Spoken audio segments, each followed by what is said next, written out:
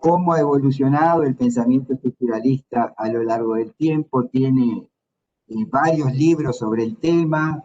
Yo a Miguel no lo conocía personalmente, pero ya había leído su libro sobre Feinsilber, un gran libro que escribió sobre la vida y la obra de Fernando Feinsilber, y con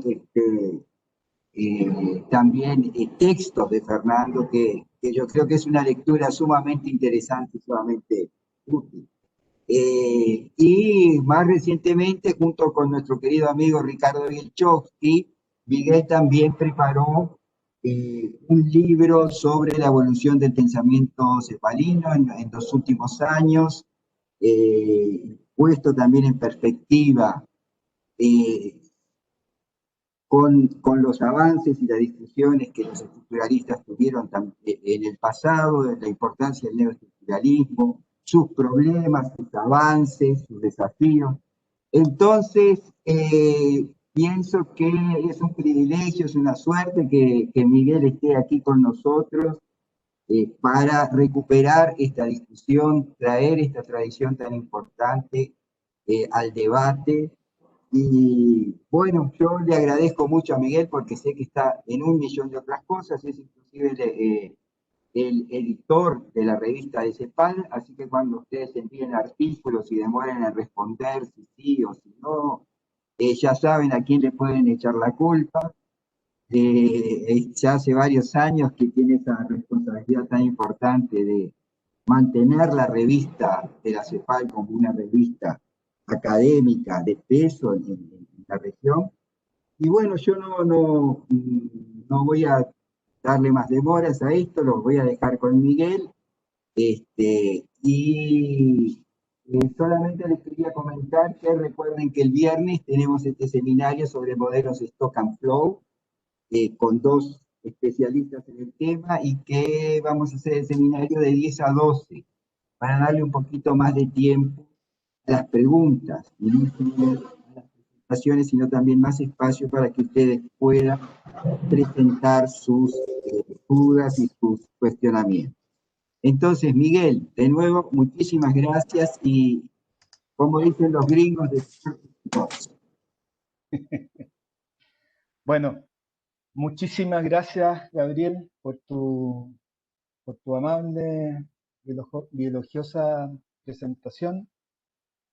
Es un gusto nuevamente estar acá en la ex Summer School, que justo hoy, al haber dejado de llamarse de tal forma, curiosamente la estamos dando en verano. Así es la vida, ¿no? Bueno, efectivamente, tal como ha mencionado Gabriel, soy actualmente editor de la revista de la CEPAL, una revista básicamente que aborda los problemas del desarrollo en América Latina y el Caribe, con una línea editorial que se inscribe, ¿no es cierto?, dentro del campo heterodoxo de la economía y del desarrollo, que tiene una larga tradición, una responsabilidad efectivamente enorme, como menciona Gabriel, por el prestigio que ella ha alcanzado y porque tiene una rica tradición de conductores que aportaron fuertemente al pensamiento de esta institución, como, como fueron los mismísimos Raúl Previch, ¿no es cierto?, el primer director de nuestra revista, director y fundador, a quien le sucedió tras el fallecimiento de don Raúl, el gran economista chileno Aníbal Pinto, y luego fue dirigida por otro gran economista argentino que hace un par de años nos dejó en este mundo, fue Óscar Altimir. Así que bueno,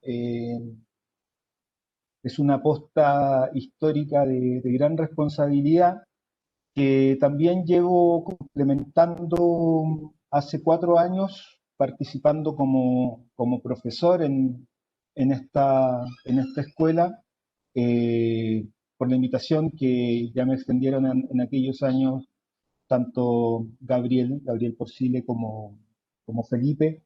Y es siempre un momento de gran alegría compartir con alumnos, con estudiantes de distintas regiones del mundo, para tratar de transmitirles de alguna manera cuáles son nuestras ideas, cómo ha evolucionado, cómo han evolucionado y cuál es la importancia de estas ideas, cómo de alguna manera hacen un relato de economía del desarrollo desde un punto de vista heterodoxo, y de alguna manera cómo ellas tienen una aplicación real en el campo concreto de la investigación y también de la política económica, por lo cual también es parte de nuestra labor, aparte de entregarle los contenidos que le ofreceremos en estas dos clases, dialogar con ustedes, conversar, si lo estiman conveniente, respecto de qué actividades están desarrollando.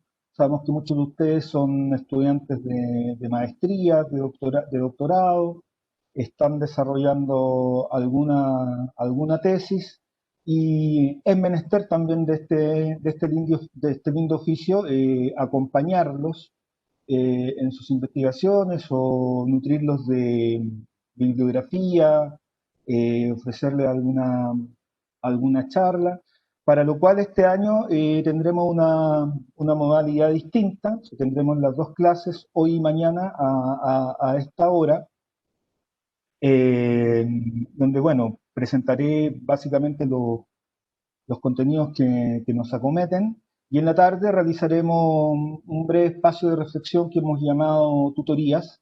Entiendo que esto es a las 14:30 de Santiago, y estaré muy gustoso y dispuesto a dialogar con ustedes respecto de los temas que deseen plantear.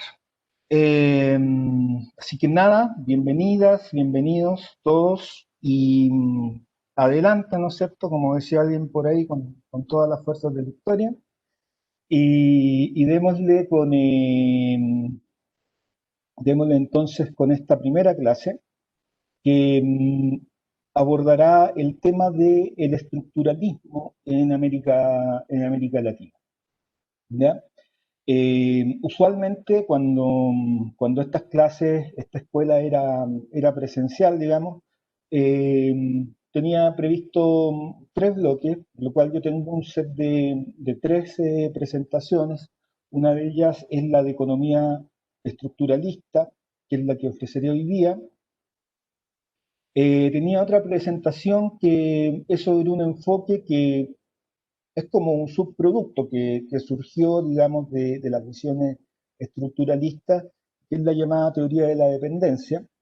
Será una clase muy completa que recortaré entre la de hoy y la de mañana para al menos brindarle los principales, digamos, contenidos de esta visión surgida del estructuralismo.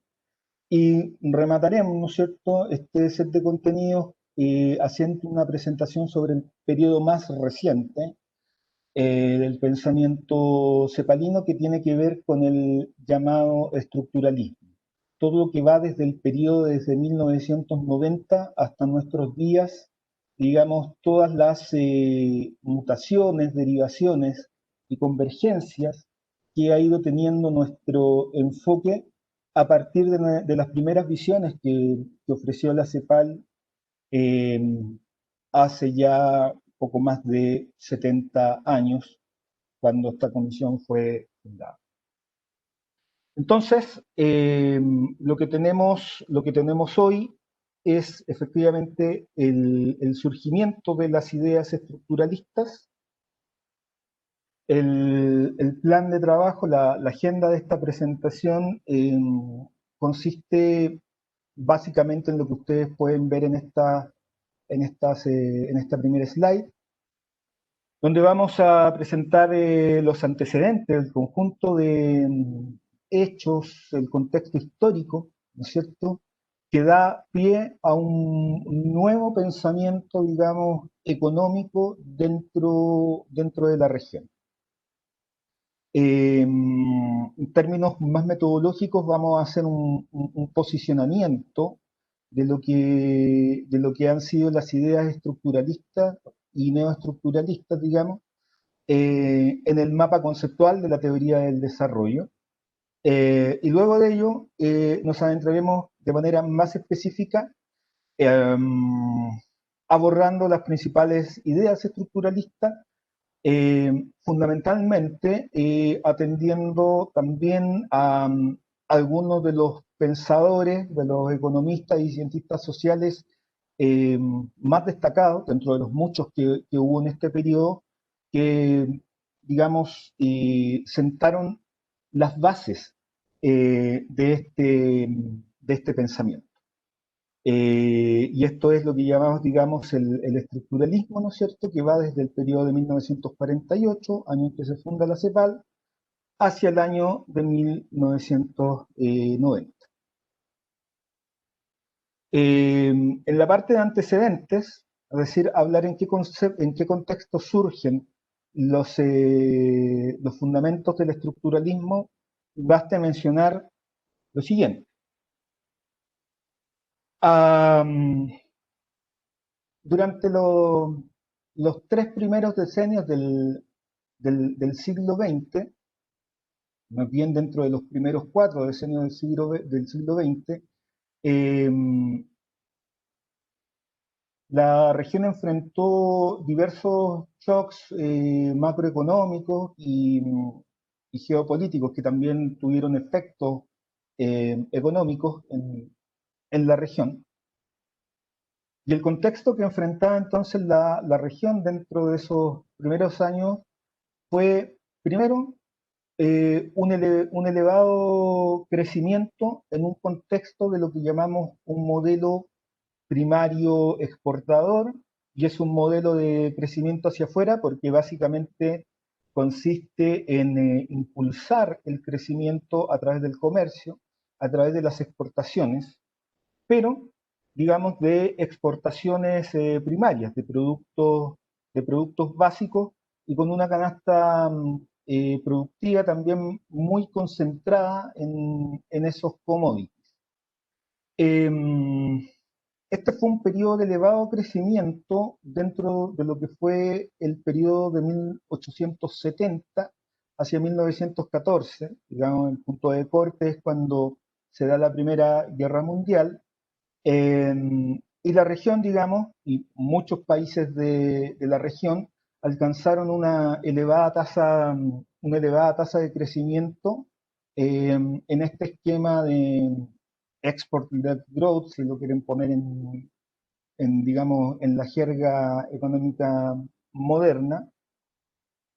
Y de alguna manera este proceso es truncado, ¿no es cierto?, por un gran primer shock macroeconómico, que fue la Primera Guerra Mundial, que de alguna manera tuvo efectos reales sobre el comercio internacional y por supuesto sobre el comercio de la región. Comenzando, ¿no es cierto?, los años 30, tenemos en 1929 el desplome de la economía mundial a partir de lo que fue la Gran Depresión de los años 30, que significó, ¿no es cierto?, la primera crisis grande, de gran proporción, que experimentó el capitalismo, ¿no es cierto?, moderno en el siglo XX. Esta crisis afectó, como verán también en el bloque de historia económica que tendrán con el gran profesor Bertola, esta depresión, digamos, tuvo fuerte impacto sobre el producto y el empleo en la región.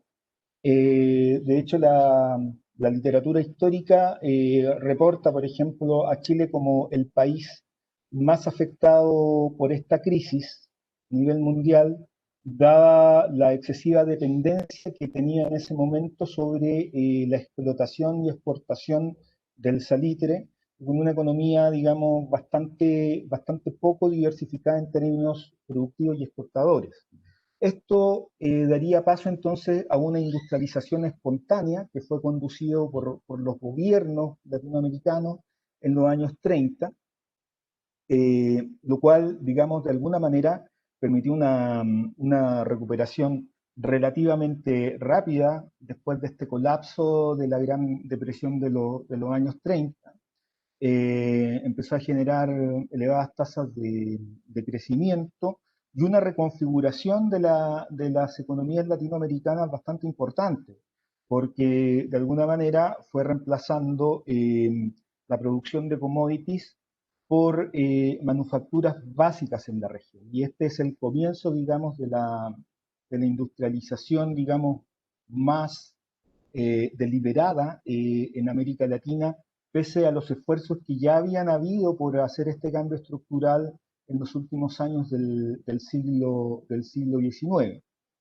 Eh, Estaba todo bien, digamos, porque la economía se industrializaba, sin embargo, seguía teniendo una dependencia importante respecto del comercio internacional, y es aquí entonces cuando surge un segundo shock macroeconómico que nos llevaría a un contexto más desglobalizado, más autárquico, si ustedes quieren, que fue la Segunda Guerra Mundial, y que supuso, por un lado, la intensificación de la industrialización en la región, pero también con problemas importantes, digamos, porque había todo un tema de financiamiento del desarrollo que se requería para la industrialización y que debido a las condiciones autárquicas o desglobalizadas que imponía la Segunda Guerra Mundial, eh, lo hacían complicado en términos de la generación de divisas que se necesitaban, digamos, que debían provenir de las exportaciones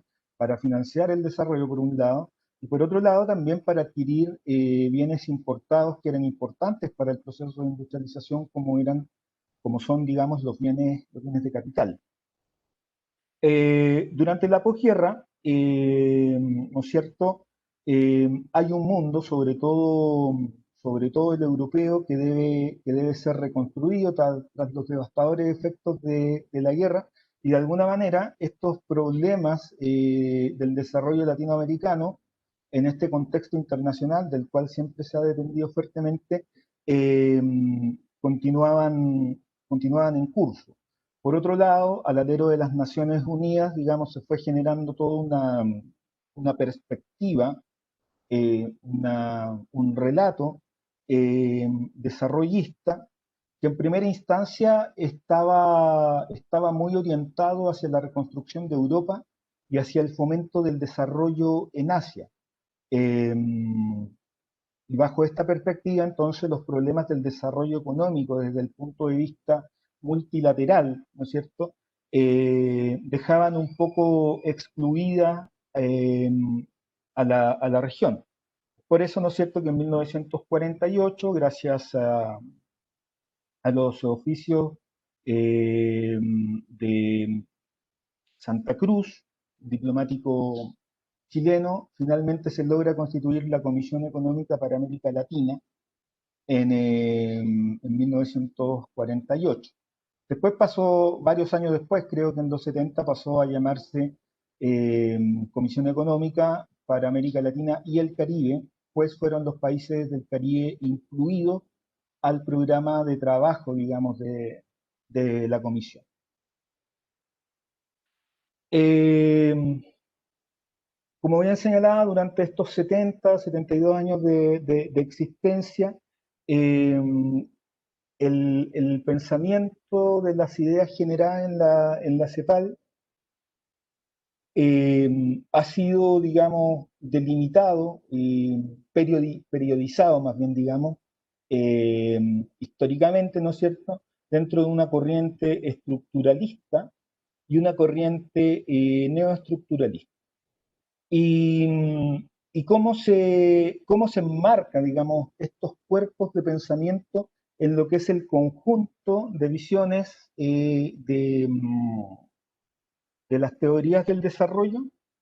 Bueno, de la siguiente manera. Primero, mencionar que el pensamiento de la CEPAL es un pensamiento de tradición heterodoxo. En este contexto, un pensamiento heterodoxo es, digamos, una corriente que de alguna manera se opone, cuestiona y critica las visiones que son convencionalmente aceptadas por diferentes razones, digamos. Entonces están en contraposición a las visiones ortodoxas, digamos, que son las tradiciones aceptadas hasta un momento histórico, ¿cierto? Entonces para empezar, definimos el campo ortodoxo como la visión neoclásica de la economía, ¿no es cierto?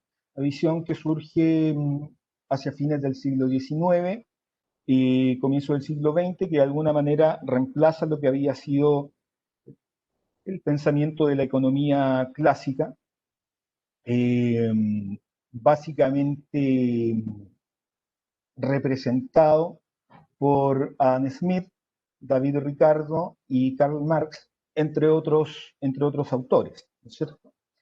La economía neoclásica, como bien sabemos, será la base argumentativa o, digamos, la influencia mayor de lo que llamaremos el neoliberalismo, ¿no es cierto?, que comenzará a ganar terreno hacia mediados de los años 70. Logrará imponerse hegemónicamente a través de las ideas y a través de la gobernanza política a comienzos de los años 80 en el contexto de los gobiernos de Reagan y Thatcher, y también de lo que fue la dictadura del general Pinochet en Chile, donde básicamente muchas de las ideas neoliberales fueron y han seguido siendo implantadas, digamos, de una manera, comillas, creativa y con mucha agresividad, ¿no? Entonces, dentro de lo que definimos el campo heterodoxo, evidentemente incorporamos a la economía clásica con los representantes que ya hemos mencionado, las visiones del keynesianismo y el post-keynesianismo, la economía institucional y la economía schumpeteriana.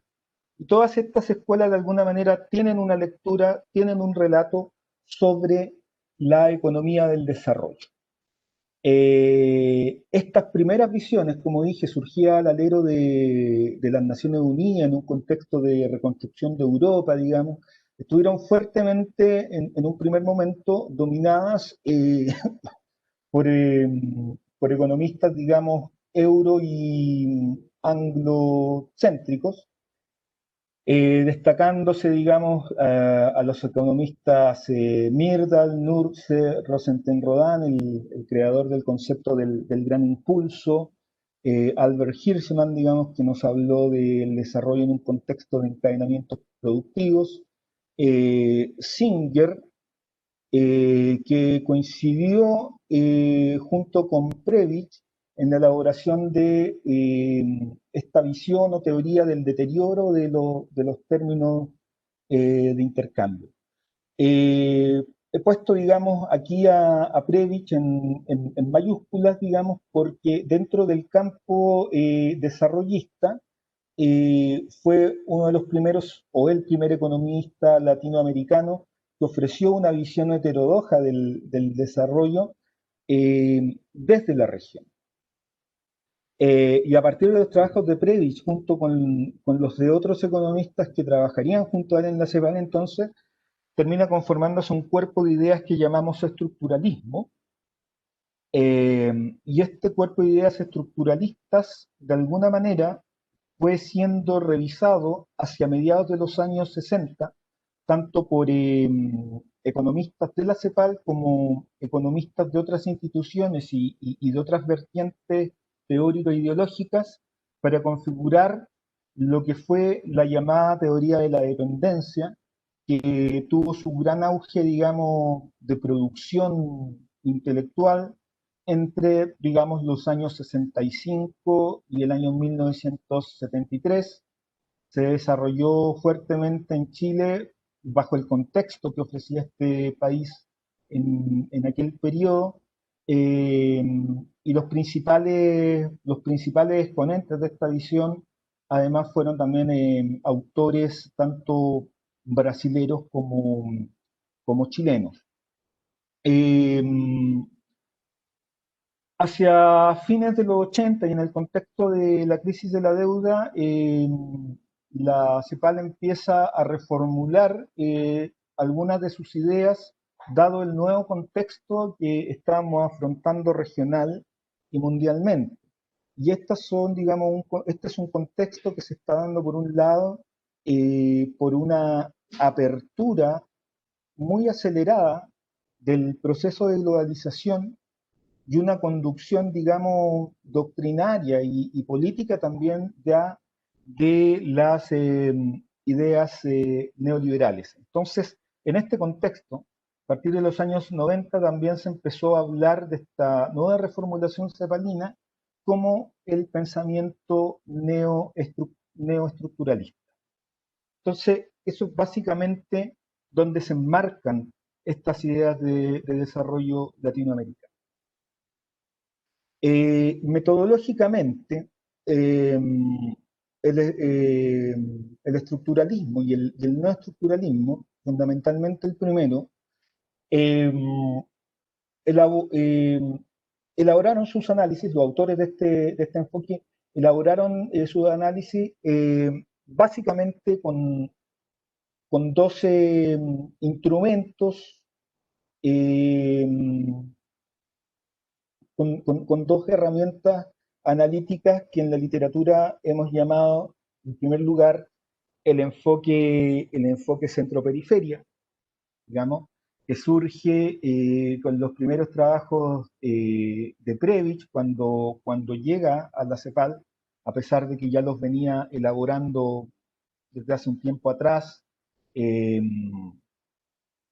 en el periodo en que dejó de ser, digamos, presidente del Banco Central de Argentina y también dejó de dar clase en la Universidad de Buenos Aires a mediados de los años 40. Tuvo tiempo, digamos, como de pensar, de esquematizar cómo se configuraba la economía mundial y cómo y desde dónde se insertaba la región en este sistema. Entonces, él caracterizó a la economía mundial como un sistema centro-periferia, que está constituida, digamos, por economías centrales y economías periféricas. Las economías centrales, ¿no es cierto?, son economías capitalistas avanzadas, con un patrón de especialización fundamentalmente basado en la manufactura, eh, bienes que, digamos, portan un alto contenido tecnológico, en contraposición con las economías periféricas, dentro de la cual posicionó a nuestra región, a Latinoamérica, como economías, digamos, con una baja diversificación productiva, especializadas fundamentalmente en la producción de bienes primarios, minerales, productos agrícolas, alimentos, digamos, eh, productos que contienen un bajo contenido tecnológico, ¿no es cierto? Eh, una región periférica, digamos, también donde hay una tendencia al subempleo y un atraso institucional, digamos, rezagado. Entonces, la región, nuestros países se insertan en este sistema de economía mundial eh, desde una condición periférica caracterizada por los elementos que acabo de señalar, y eso tiene un cúmulo, digamos, de consecuencias que exploraré más adelante respecto de el crecimiento y el desarrollo periférico. La forma de... Entonces, primero es cómo se consigue el sistema económico mundial, ¿cierto? Centro-periferia. Y lo segundo es cómo se analiza. Y la manera, digamos, de analizar esto fue a través del método histórico-estructural, digamos, que consiste en analizar cómo van evolucionando las relaciones del sistema centro-periferia en distintos, digamos, contextos históricos, básicamente. La principal referencia para esto, tal como lo tengo indicado en el slide, es el trabajo de 1970 de Zunkel y Paz, que se llama eh, el desarrollo de América Latina y la teoría del subdesarrollo. Ya hablaremos un poco más de las distinciones entre desarrollo y subdesarrollo, pero en esta slide básicamente lo que quería posicionar es el método de análisis. Bueno, ¿cuáles fueron las ideas centrales de este periodo estructuralista? Es decir, desde comienzo de los años 50 hacia 1990. Para ello es útil utilizar la siguiente línea cronológica. En la primera, digamos, las filas centrales de este cuadro resumen lo que fue el periodo estructuralista y luego el periodo neoestructuralista. La primera columna nos muestra distintos periodos históricos y la segunda columna nos muestra cuáles fueron las principales ideas motrices que nutrieron, que generaron el pensamiento tanto estructuralista como neoestructuralista. Entonces, en los años 50, uno digamos, la palabra clave fundamental para entender el pensamiento estructuralista en los años 50 del siglo XX es la problemática de la industrialización. En los años 60, una vez que ya el modelo de industrialización se había asentado, al menos en las economías de mayor tamaño en la región, el pensamiento se orientó a analizar cuáles eran las reformas para viabilizar el desarrollo dentro de la región. ¿Cuáles eran los principales atascos que seguían operando a pesar de los esfuerzos de industrialización que se habían realizado en los primeros años? Digamos, cuáles eran los atascos que había que superar para seguir impulsando este proceso de cambio estructural que significó, ¿no es cierto?, la industrialización sustitutiva en la América Latina de los años 50. Entonces se habló de reformas para viabilizar el desarrollo, donde básicamente lo que se relevaba acá era la necesidad de reformas en la tenencia de la tierra, reformas agrarias, reformas redistributivas, porque la desigualdad, digamos, y la inequidad en distribución de ingresos empezó también a cobrar forma y efectos a partir del cambio estructural que ya se había generado. Y también, por supuesto, cuáles eran los requerimientos para, para financiar el desarrollo en esta etapa de reformulación del modelo de industrialización. En los años 70 se empezó a hablar, digamos, de los estilos de desarrollo en un contexto, digamos, bien complejo que ya fue dando paso al cambio en la hegemonía de las ideas económicas. O sea, de alguna manera, en los años 70 va va a empezar van a empezar a ganar terreno las ideas neoliberales en el mundo eh, por distintos factores.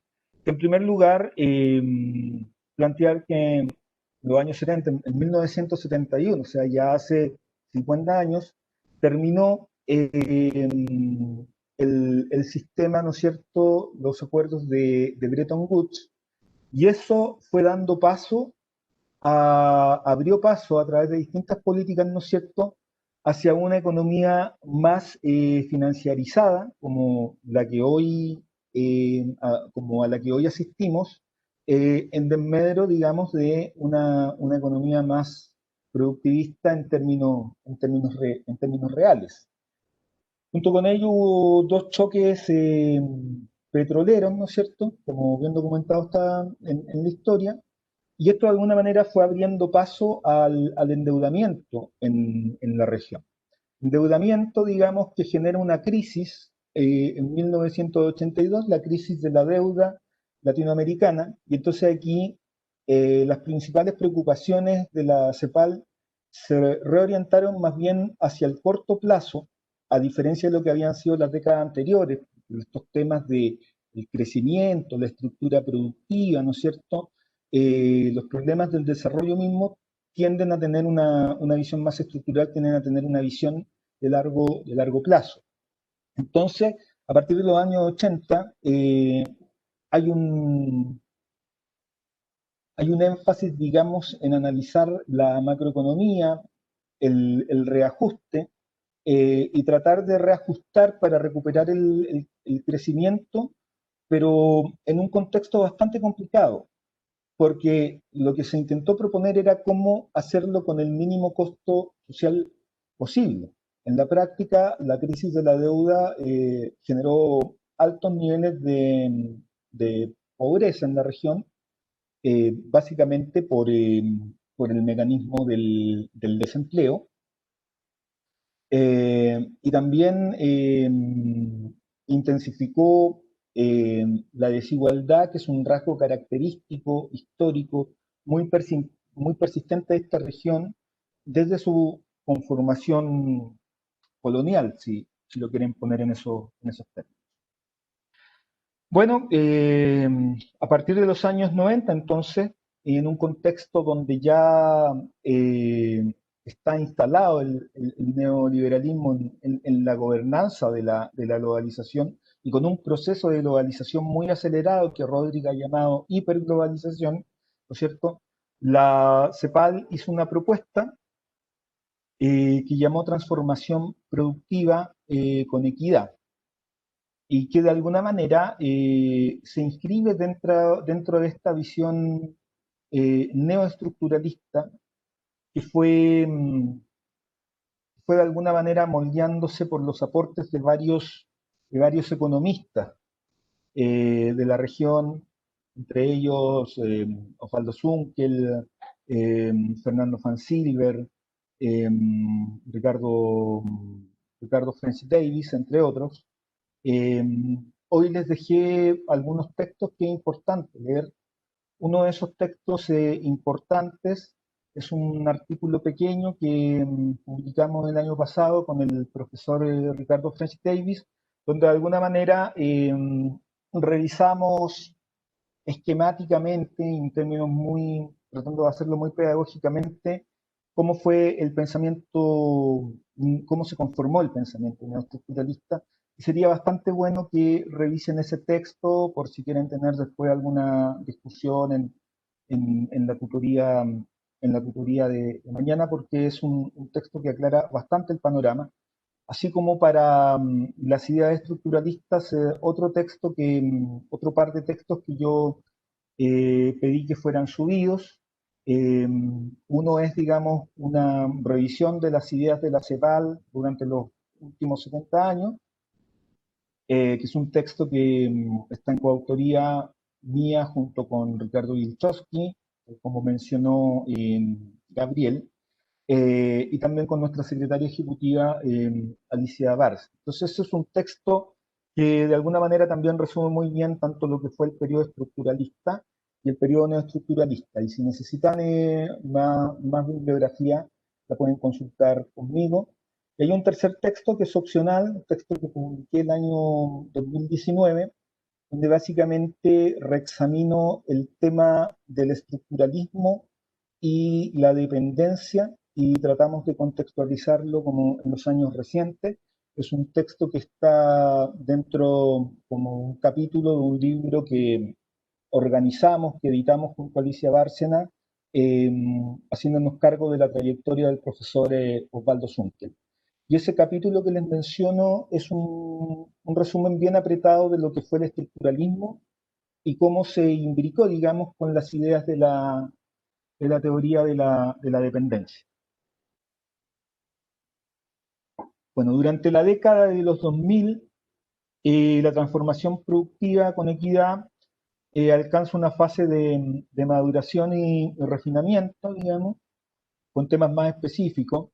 Ahí es muy importante los aportes que hizo un secretario ejecutivo anterior, que fue el profesor José Antonio Ocampo, uno de los economistas más destacados, quizá el más destacado dentro del contexto regional, y que de alguna manera retoma las ideas estructuralistas en un contexto neoestructuralista, retomando el sistema centro-periferia, poniendo énfasis en las asimetrías de la globalización. En el decenio más reciente, en el decenio del 2010, las ideas, digamos, del neoestructuralismo, la propuesta de transformación productiva con equidad es, tal como lo veremos mañana, es superada por un nuevo enfoque, el enfoque de la igualdad, es decir, el enfoque de alcanzar un estado de desarrollo basado en un enfoque de derechos. Por eso hablamos de igualdad, de inclusión. Y se hace un fuerte énfasis, digamos, en por qué la igualdad como derecho, ¿no es cierto?, es un objetivo no solamente deseablemente ético, sino que además es bueno para el crecimiento y el desarrollo. En 2018 se publicó un documento de periodo de decisiones que se llama La ineficiencia de la desigualdad, donde se demuestra, digamos, a través de cifras y enfoques econométricos, digamos, por qué mantener altos niveles de desigualdad genera un patrón de desarrollo disfuncional. En ese texto, que es muy interesante, muy reciente, que también sugiero lo revisen, pueden consultar también acá con el profesor Gabriel Porcile, quien sin duda fue una de las manos importantes en la redacción y en la generación de ese enfoque. Y abriéndose, ¿no es cierto?, un nuevo decenio de este siglo XXI, la década de los 20, ¿no es cierto?, y en el contexto actual en que estamos, ¿no es cierto?, y haciendo clases online, por este gran choque también macroeconómico, económico y social, además de sanitario, que ha resultado ser la pandemia por la cual aún atravesamos, la CEPAL se plantea nuevamente una inflexión en su pensamiento, ¿no es cierto?, tratando de abordar cómo superar los estilos de desarrollo disfuncionales en la región para instalar otros que sean funcionales. Es decir, tenemos que pensar cómo va a ser la recuperación, la reactivación de la producción y el empleo, no solo para restablecer la normalidad, sino que cómo se hace, cómo uno se recupera de esta crisis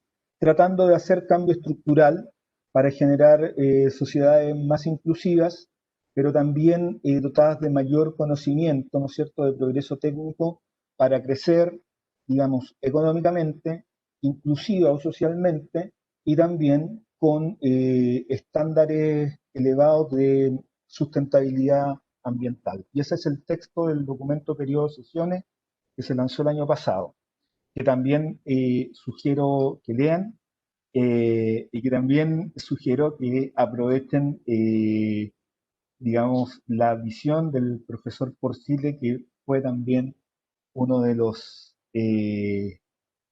gestores importantes, digamos, de esta visión, donde está el modelo de las tres brechas, las tres cosas que se necesita para crecer, digamos, con inclusión y sustentabilidad.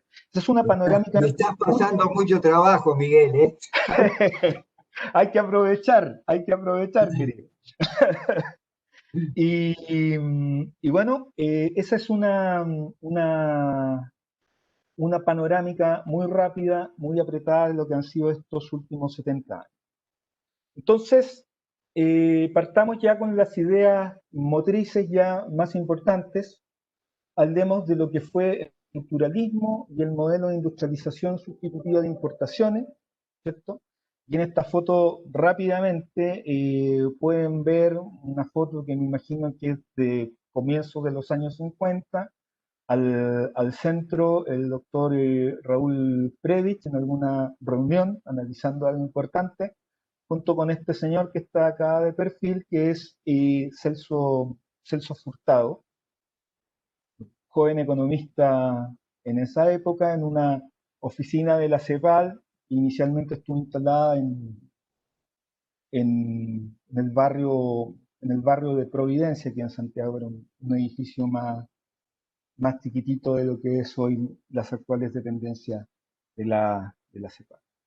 Dada esta anécdota fotográfica, le reconozco no conocer al resto de los señores de la fotografía, señores y señoras, damos paso a las primeras, digamos, visiones de Previch.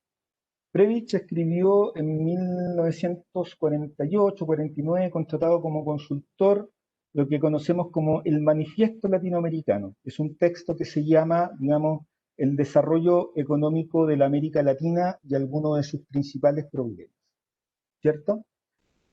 Bueno, después de esto fue nombrado secretario ejecutivo de la CEPAL y a partir de eso constituyó todo un equipo de trabajo con Furtado, con Aníbal Pinto y otros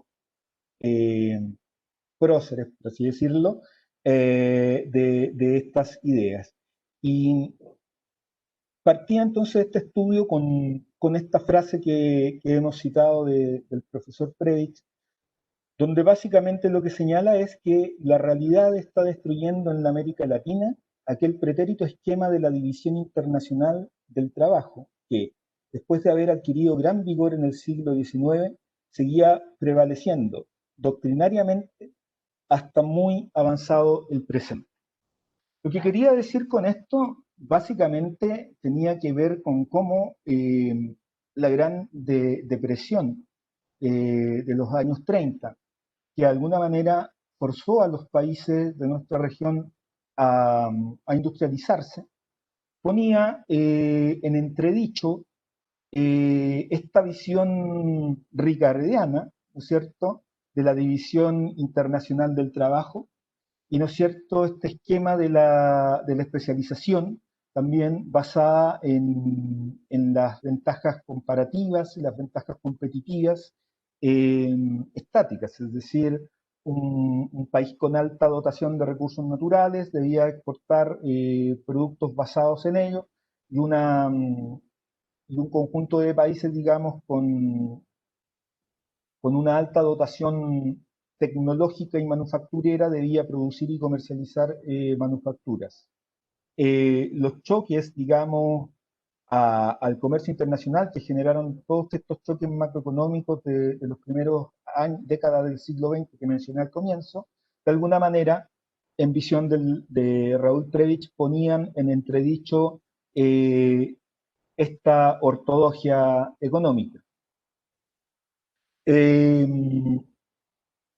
Continuaba señalando que en otros tiempos, antes de la Gran Depresión, ¿no es cierto?, los países de América Latina crecieron impulsados desde afuera por el crecimiento persistente de las exportaciones, Es decir, aquí lo que hace es referir a la primera fase de globalización que benefició a la América Latina mediante un esquema Export-Led Growth basado, ¿no es cierto?, en su especialización productiva primaria.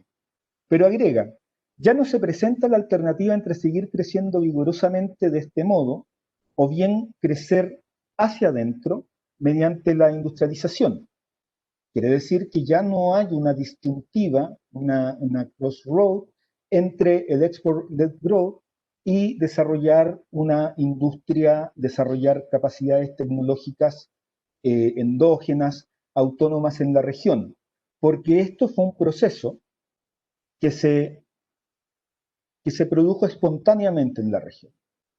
Entonces, eso lo concluye o lo dice afirmando que esta última, la industrialización, ha pasado a ser el modo principal de crecer en la región.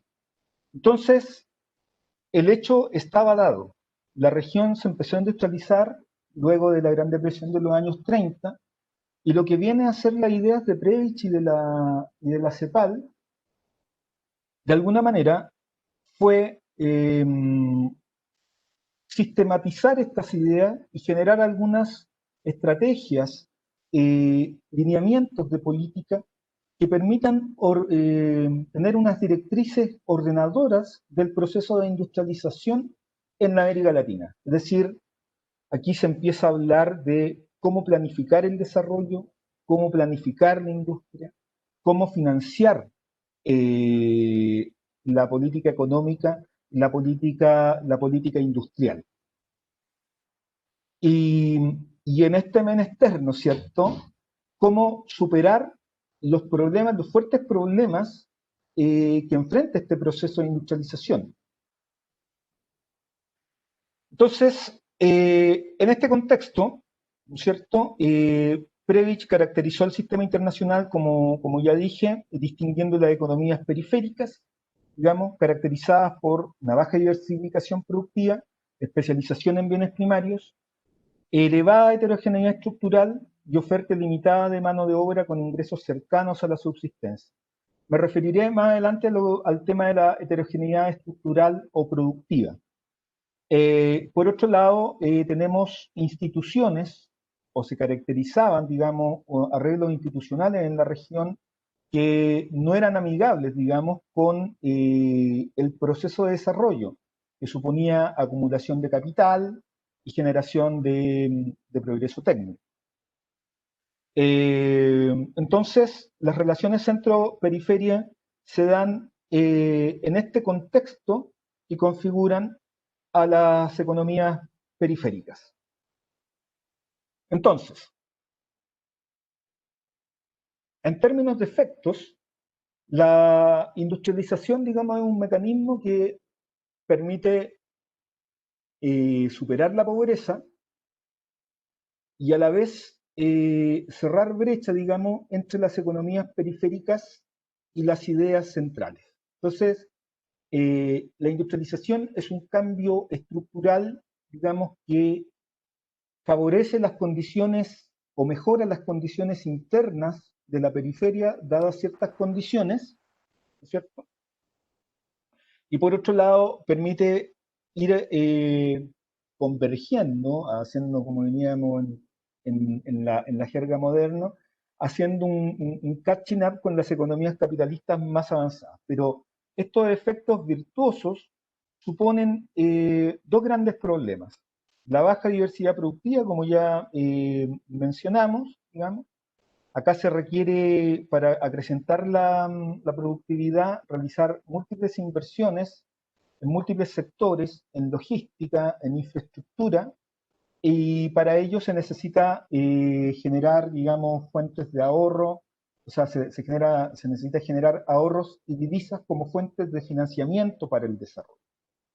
Y eso es problemático porque en la medida en que producimos bienes primarios para generar dólares, y dado que la región, a pesar de que se industrializaba, no exportaba mayormente manufacturas, sino que seguía exportando bienes primarios, teníamos el problema de que nuestra capacidad de generar divisas era limitada, es decir, había un problema de financiamiento. Esto está muy asociado a algunas aproximaciones que hizo Octavio Rodríguez para explicar el problema centro-periferia, y que después de alguna manera es ampliado en términos más genéricas por Sirwall y su famosa ley, digamos, que explica la brecha de crecimiento entre la periferia y el centro como un problema de relaciones de elasticidades en el intercambio. Es decir, tenemos elevada elasticidad de las importaciones de la manufactura y una baja elasticidad de las exportaciones de los bienes primarios que eh, exportamos. Por lo tanto, tenemos una brecha tecnológica con respecto al centro, porque estas elasticidades dependen de la condición técnica, ¿cierto? Que nos permiten generar menores ingresos y menores divisas para financiar el desarrollo.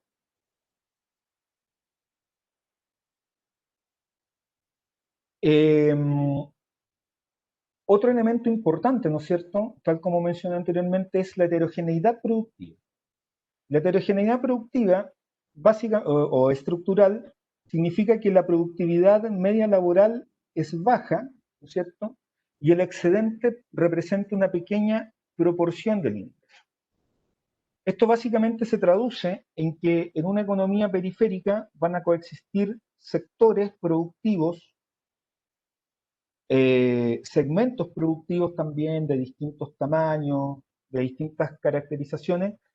En general, los tejidos productivos van a estar diferenciados por tejidos productivos de alta productividad y tejidos de baja productividad, ¿ya? Y estos pueden ser diferenciales de productividad muy pronunciados, pero que por otro lado tienen un correlato con un mercado, con un segmento laboral que también está diferenciado. O sea, en tanto coexisten sectores de alta y baja productividad, también existen sectores, digamos, diferenciados, segmentados salarialmente, y algunos que constituyen una gran bolsa de subempleo e informalidad, digamos, que hacen algún tipo de actividad laboral a ingresos muy bajos o de subsistencia, y esto, aparte, digamos, de tener una estructura productiva heterogénea, eh, acrecienta, digamos, las disparidades de ingreso entre los distintos sectores, segmentos de la población, entre las distintas clases y tipos de trabajo. Y esto es acompañado también, además, por un atraso institucional. Es decir, cuando se requiere hacer política para el desarrollo, ha pasado históricamente en la región que las masas críticas, que las élites gobernantes, que se hacen cargo de la gobernanza institucional para el desarrollo y para la política económica en general, no están, digamos, rezagadas con respecto a los desafíos que supone una política de desarrollo agresiva. Entonces, en palabras, digamos, de estos pensadores, el excedente social, el excedente de la producción que se genera, es desperdiciado en inversiones improductivas y consumo superfluo, ¿no es cierto? Y los gananciales de productividad, por así decirlo, digamos, no son invertidos hacia la inversión y hacia el progreso técnico. Ya me referiré un poco más en detalle a esto. Entonces, como tendencias negativas, el proceso, digamos, de industrialización generó, por un lado, desequilibrio estructural en balanza de pago. O sea, aquí está el tema del deterioro de los términos de intercambio, la asimetría entre ingresos generados por importaciones y exportaciones. Y por otro lado, un factor que se fue acrecentando en tanto los temas de pago, en los temas de generación de divisa, eh, fueron generando más presión en el financiamiento para el desarrollo, que tuvo que ver con periodos inflacionarios en la región, pero periodos, digamos, inflacionarios que fueron causados por factores estructurales, ¿cierto? O sea, por la presión que imponían los distintos actores en un contexto de economía política. Los distintos actores tienen distintos objetivos, distintos intereses, y de alguna manera presionan a la autoridad monetaria, a la autoridad que regula la formación de precios, digamos, para favorecer ciertos incentivos. Entonces, aquí surge un enfoque de inflación basado en causas estructurales y no solo como la visión monetarista clásica según la cual, ¿no es cierto?, el tema de la inflación es un tema de la velocidad, digamos, y la generación de dinero por parte de las autoridades monetarias. Es decir, inflación, bajo este enfoque estructural, no es solo un tema monetario. Y después, bueno, hacia mediados de los años 60, otra economista importante de las estructuralistas fue la profesora María Conceizao Tavares, ¿cierto?, que analizó la dinámica del proceso de industrialización de importaciones en la región. Abajito de esta presentación, de estas slides, que ya las compartiré con ustedes, hay distintos textos de una lista de bibliografía que les voy a ver para que revisen y que básicamente tiene que ver con ese gran trabajo que hizo Ricardo Wilczewski el año 98, donde sintetizó los primeros 50 años de la CEPAL. Y hay una compilación de textos clásicos de nuestros autores clásicos.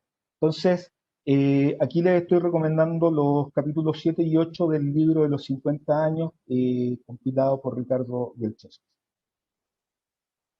Entonces, en términos de la política, lo que se requería para afrontar estos problemas del desarrollo de la industrialización era planificar, no abandonar el comercio internacional. Eso ha sido uno de los grandes descréditos que ha tenido la heterodoxia con respecto a la CEPAL, de que tenemos sesgos anticomerciales. Como veremos más adelante, esto es más un mito que una realidad. El mismo Previch en algún momento dice que es necesario crear un gran mercado latinoamericano, y finalmente se concretó a una escala subregional en Centroamérica, gracias a las gestiones de otro gran economista cepalino y mexicano que fue Víctor Urquidi. Por otro lado, la condición periférica, decimos, supone un modo propio de introducir los avances técnicos, de crecer y distribuir el ingreso y relacionarse con el resto del mundo. Es decir, aquí lo importante no era el crecimiento, por un lado, no era tema si se exportaba o no se exportaba, era necesario exportar para generar divisas, pero en condiciones menos asimétricas. Pero por otro lado, era importante crecer, no, y aquí hago la distinción entre hacia y desde, lo importante no era crecer hacia adentro, sino crecer desde dentro. Crecer hacia adentro significa lo que dice este statement, es decir, que una región periférica toma los modos de producción, las técnicas de producción y las formas de distribuir la riqueza de acuerdo a los patrones que vienen dados por las economistas que hoy son más avanzadas. Esto dio paso a la literatura importante de heterogeneidad estructural, porque la crítica fundamental de Pinto era que el problema de la heterogeneidad productiva, y por lo tanto del subdesarrollo, era que nosotros adaptábamos tecnología foránea que estaba dada, digamos, para que funcionara bien en un contexto donde esas tecnologías son adecuadas cuando una economía es capital intensiva.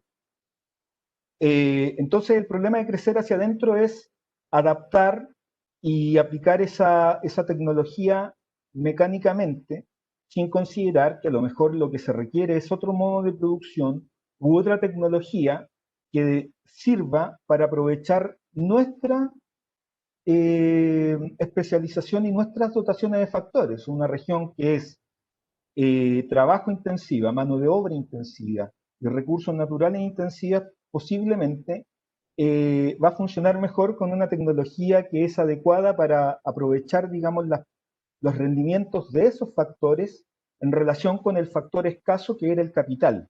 Entonces esa es una de las principales críticas y eso es lo que hace una diferencia entre crecer hacia adentro, es decir, asimilar mecánicamente, que crecer desde dentro, que es crecer e industrializarse, digamos, adecuadas a las condiciones estructurales específicas de una determinada economía periférica. Bueno, acá entramos a hablar de nuestro método de análisis, que es el método histórico estructural. Ya lo había mencionado, lo pasaré rápidamente. Consiste en una interacción entre el enfoque inductivo y el marco teórico estructuralista. Es decir, lo que hacemos acá es tomar casos particulares y encontrar factores comunes que permitan hacernos una generalización que englobe o que estilice los patrones de desarrollo de la economía de nuestra región como un factor común, considerando obviamente las especificidades que en muchos casos pueden ser importantes, y las analizamos históricamente, es decir, cómo evoluciona esto eh,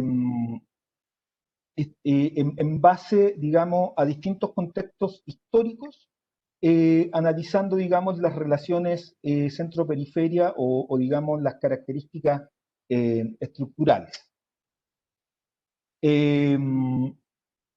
Y lo que se hace dentro de este marco de análisis es por sobre todo relevar las características del subdesarrollo. ¿Qué es el subdesarrollo?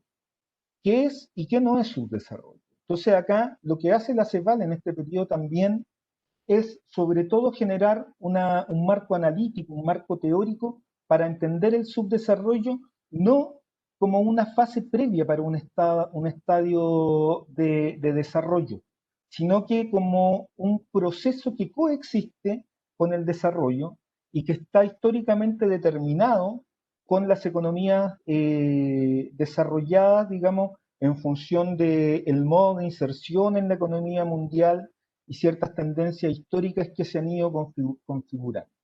Y entonces la superación del subdesarrollo no implica necesariamente o en absoluto, digamos, seguir los pasos, digamos, de las etapas que tuvieron que hacer las economías del norte, ¿no es cierto?, desarrolladas, porque se trata de condiciones estructurales diferentes.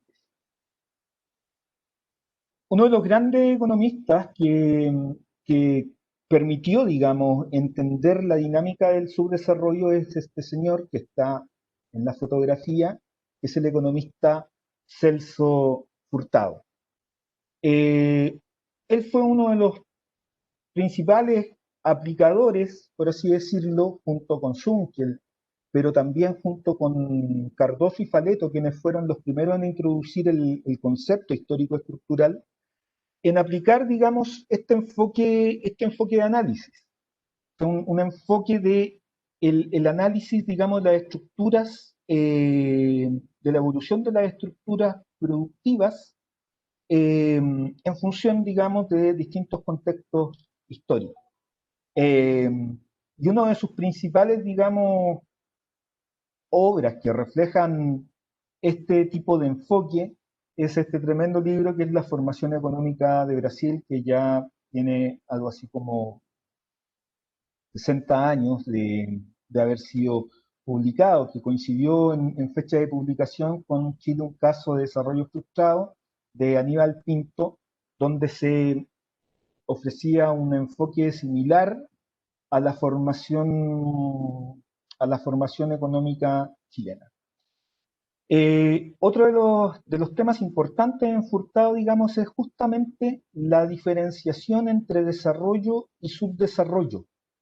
Es un libro del año 1960 donde explica muy bien por qué, por ejemplo, la industrialización europea tuvo el devenir que tuvo y por qué en América Latina está conduciendo hacia otras formas de asimetría y desigualdad. Eh, y otra de los enfoques importantes de Furtado, aparte digamos, del tema del crecimiento y la distribución, que era algo que estaban estudiando todos los estructuralistas y dependentistas a mediados de los años 60, es cómo la cultura incide en un proceso de desarrollo. Es un texto muy importante este, que es de mediados de los años 70, 75, creo, siempre más bien aplicado al tema del Brasil, pero con pistas que pueden ser generalizables en la tradición estructuralista hacia el resto de otras economías, es decir, cuál es el vínculo entre desarrollo y cultura.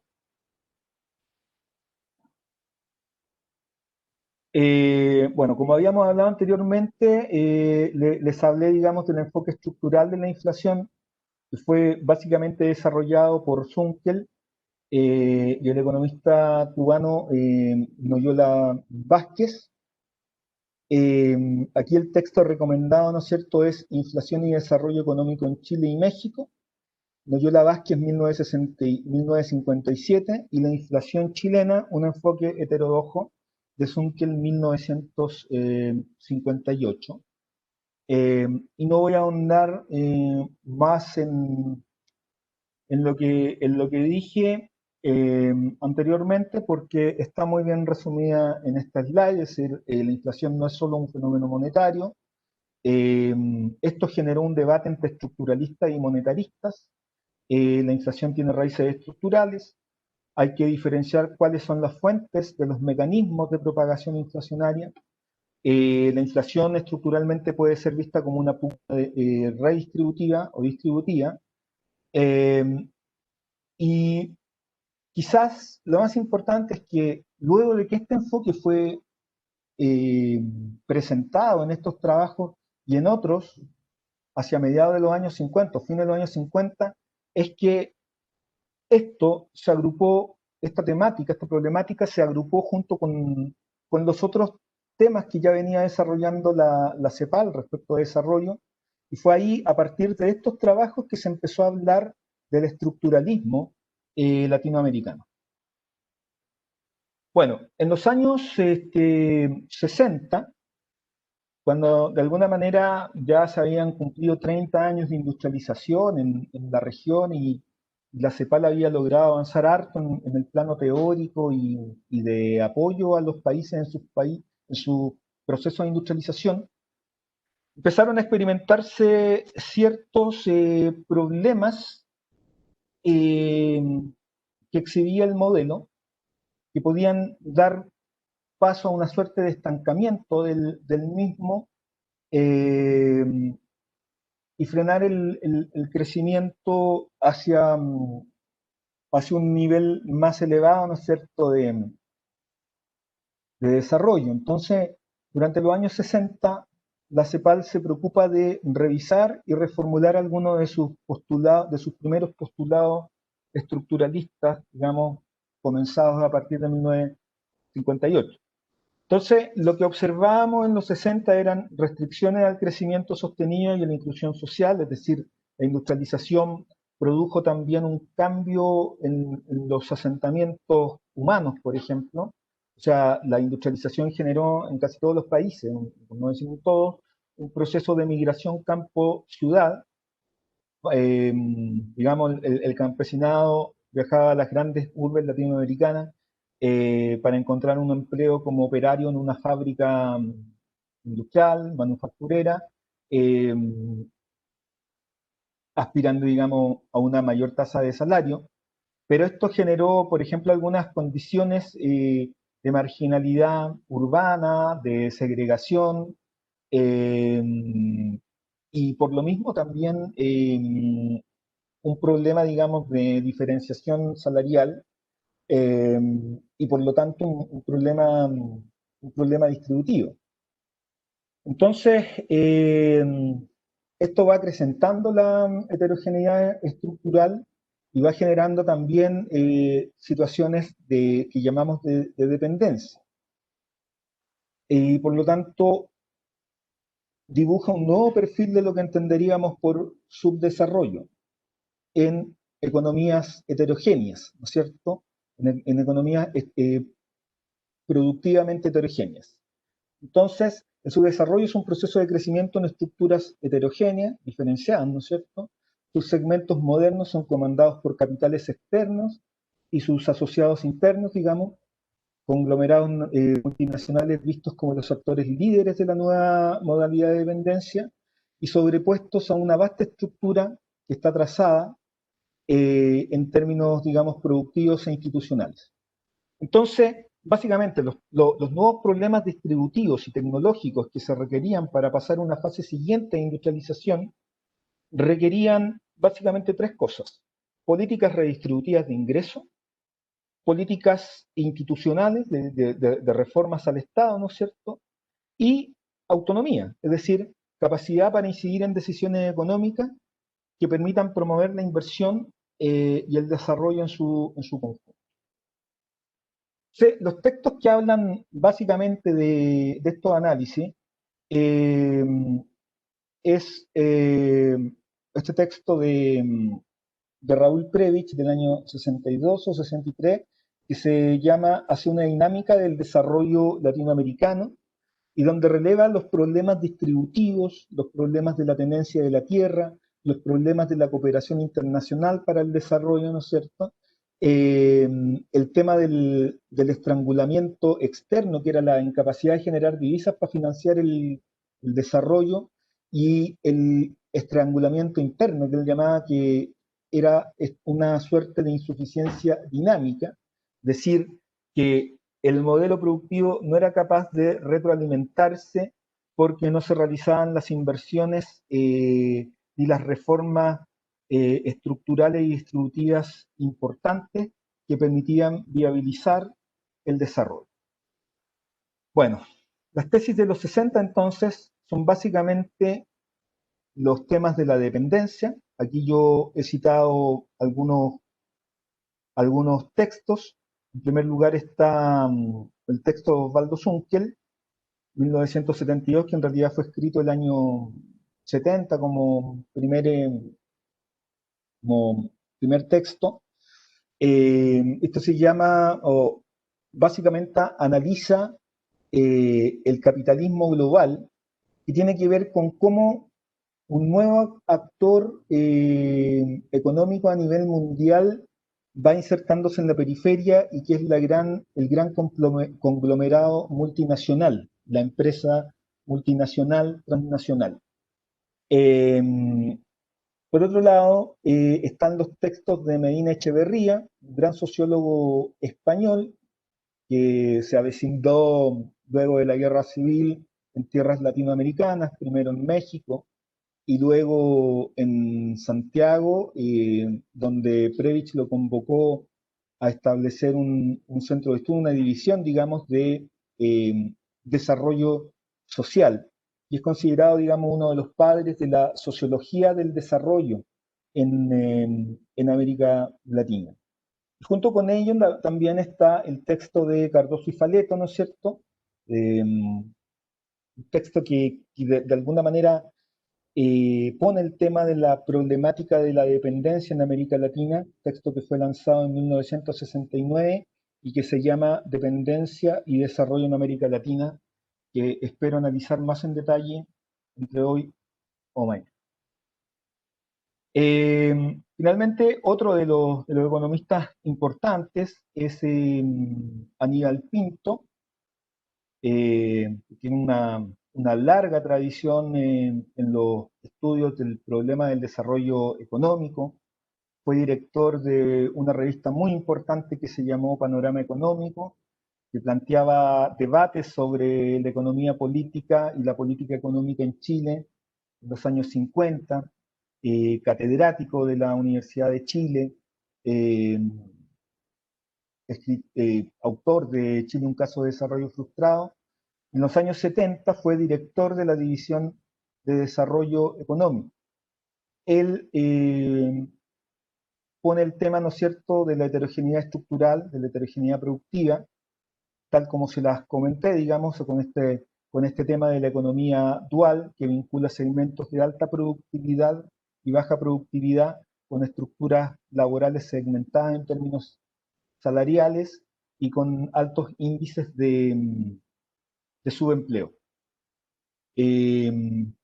Textos ligados, digamos, son el texto de 1970, publicado en el Fondo de Cultura Económica, en el trimestre económico, notas sobre la heterogeneidad estructural en América Latina, y como director de la División de Desarrollo Económico en los años 70 también escribió textos muy importantes en relación a cuáles eran los estilos de desarrollo plausibles en la región en el contexto de los años 70. Entonces, estos son los grandes mensajes de los años 70 bajo la conducción de Aníbal Pinto. Digamos, un contexto generado, digamos, por el aumento de la desigualdad entre 1965 y 73, el problema de pasar, digamos, a la segunda fase de industrialización en la región, los shocks macroeconómicos de los años 70 y el endeudamiento. Entonces, en este contexto, el diagnóstico era que la interacción entre estructuras de demanda y de oferta viene determinado por un modelo de crecimiento perverso que está dinamizado, ¿no es cierto?, por la concentración del ingreso, y no necesariamente poco dinámico. Esto significa que las estructuras económicas en la región tienen, digamos, unas tendencias por el lado de la oferta y la demanda que conllevan a la concentración del ingreso, conllevan, digamos, al acrecentamiento de la desigualdad y, por otro lado, a la no realización de inversiones que permiten viabilizar un estilo de desarrollo más virtuoso, más sustentable. Y un texto igualmente importante en este contexto de los años 70 es, evidentemente, Capitalismo Periférico, en la obra cúlmine de Previch. Es el último libro que publica en 1981, Capitalismo Periférico, Crisis y Transformación. Es un texto que empezó a escribir en sus primeros años como director de la revista, cargo que tomó en el 76, y donde empezó a formular estas ideas, digamos, del capitalismo periférico. Es decir, si ustedes consideran el gran camino que recorrió desde el año 48 con el Manifiesto Latinoamericano hacia el final de sus días, digamos, ese trayecto está reflejado en este libro, donde de alguna manera va describiendo cómo fue su paso de analizar el sistema centro-periferia, digamos, en términos, digamos, muy esquemáticos, basados por la interacción entre los dos bloques, las relaciones de intercambio entre los dos bloques, y por otro lado, las dinámicas al interior de la periferia, caracterizada por los problemas que hemos planteado.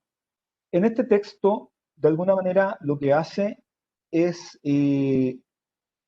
ampliar su visión de los efectos sociales en términos de desigualdad que provoca el capitalismo periférico. Describe el capitalismo que se da al interior de la periferia como un sistema disfuncional para el desarrollo económico y social.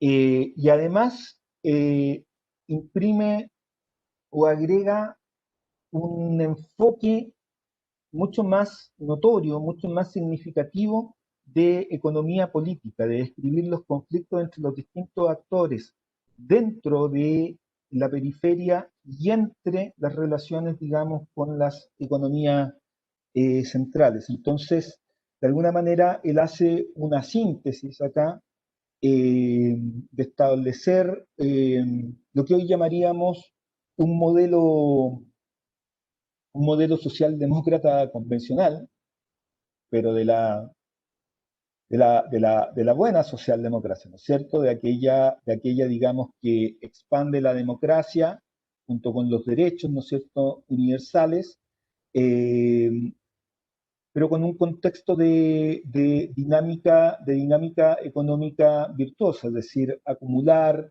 invertir, generar conocimiento eh, y redistribuir. Entonces hace una síntesis entre un capitalismo, digamos, funcional con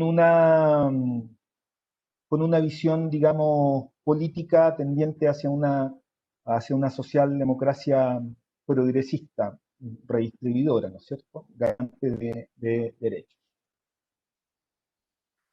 Eh, lo que sigue, digamos, son los años 80, y en los años 80, bueno, hablar de los años 80 en América Latina y el Caribe, especialmente en la primera, básicamente hablar de la crisis de la deuda, del reventón que hubo el año 82 con la cesación de pagos en México, eh, un reventón, digamos, que se venía generando a partir del sobreendeudamiento, de los dólares baratos, digamos, de los shocks petroleros, digamos, de las bajas de interés en Estados Unidos que permitieron, digamos, acceder a mayor divisas en nuestras economías, pero que finalmente fue llevando a un aumento de importaciones en un tipo de bienes que no eran necesariamente bienes de capital, que de alguna manera fue un shock macroeconómico, digamos, de pagos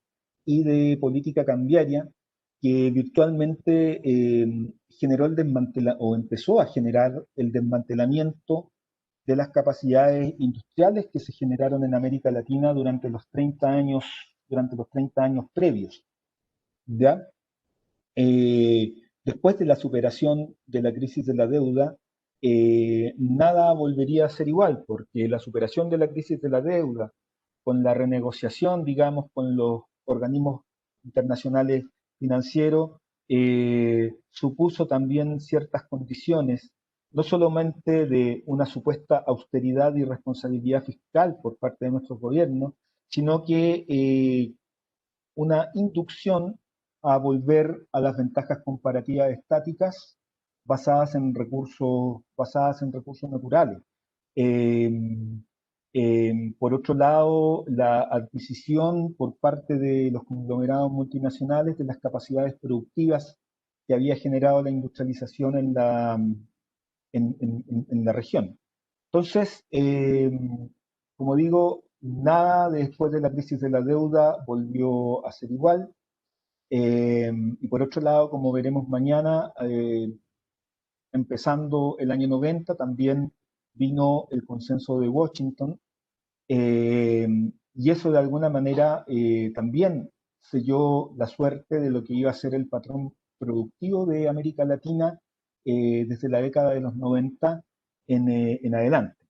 Solo mencionar, como para ir finalizando, que durante la crisis de la deuda, entonces, aquí la gran preocupación de la CEPAL, digamos, fueron los temas macro de corto plazo, cómo generar un ajuste económico, cómo estabilizar, digamos, las cuentas externas, los precios, digamos, para retomar el desarrollo y que este ajuste fuera lo menos costoso en términos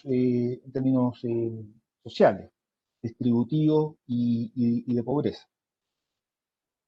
Eh, Hay otros temas importantes que van a sucederse hacia finales de los años 70 y comienzos de los 80, y es que en estos años la CEPAL toma un tema muy importante para el desarrollo y para los estilos del desarrollo, que es la dimensión ambiental del desarrollo.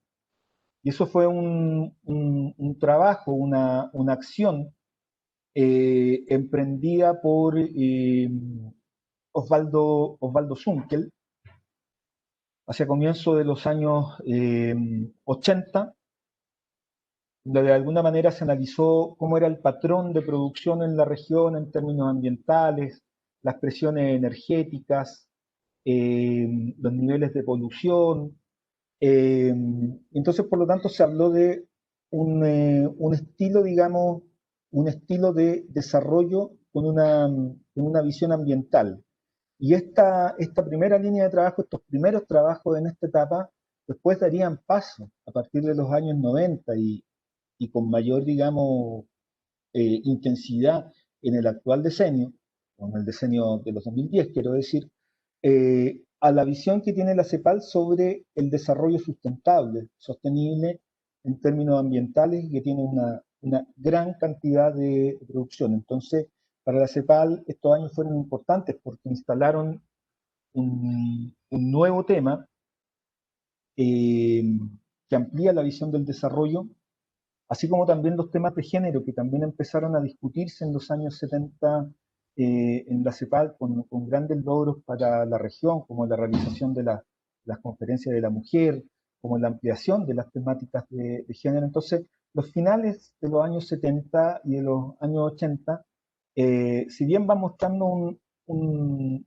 declive en términos de lo que se está diciendo en materia de desarrollo, en los términos funcionales clásicos, ¿no es cierto? Cómo acumular capital para crecer, la desigualdad, ¿no es cierto?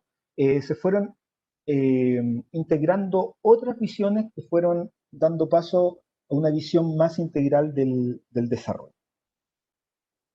En los años 80 ya los expliqué, ¿no es cierto? Cuál fue el diagnóstico y cuál fue el mensaje, ¿no es cierto? La idea fue la renegociación para ajustar las economías por la vía del crecimiento, intentando minimizar el costo social.